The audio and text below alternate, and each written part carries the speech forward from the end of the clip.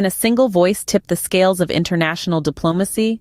Welcome to a discussion on French President Emmanuel Macron's recent statement on the ongoing Israel-Gaza conflict.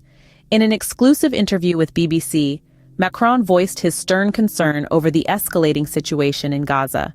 The French president called upon Israel to halt the killing of women and babies, stating there was no justification for the bombing. A ceasefire, he argued, would eventually benefit Israel. While Macron acknowledged Israel's right to self-defense, he urged the country to cease its bombing campaign in Gaza. At the same time, the French president did not mince his words when condemning the actions of Hamas, which France and several other Western nations recognize as a terrorist organization.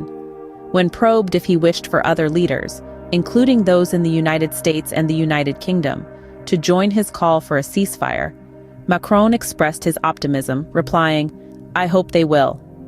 Israel maintains that it targets military installations in accordance with international law and takes precautions to minimize civilian casualties. Yet the day after a humanitarian aid conference about the war in Gaza, Macron reiterated the consensus of all governments and agencies present. There is no other solution than first a humanitarian pause, going to a ceasefire, which will allow to protect all civilians having nothing to do with terrorists. In no uncertain terms, Macron highlighted the stark reality of the situation.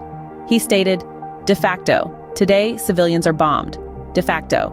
These babies, these ladies, these old people are bombed and killed, so there is no reason for that and no legitimacy. So we do urge Israel to stop." However, Macron refrained from passing judgment on whether international law had been violated during the conflict. The aftermath of the conflict has been devastating. Gaza's Hamas-run health ministry reported that over 11,000 people had been killed, with 1.5 million people displaced from their homes, following a month of Israeli bombardment and a major ground offensive. Nevertheless, when asked about the burdens of leadership in such troubling times, Macron displayed a resilient spirit. He viewed his role as a chance and an honor, and emphasized the importance of international cooperation in tackling global issues. Macron's statement is a clear call for de-escalation and humanitarian pause in the Israel-Gaza conflict.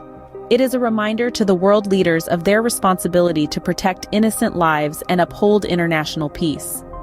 Only time will tell how his words will influence the course of this ongoing conflict.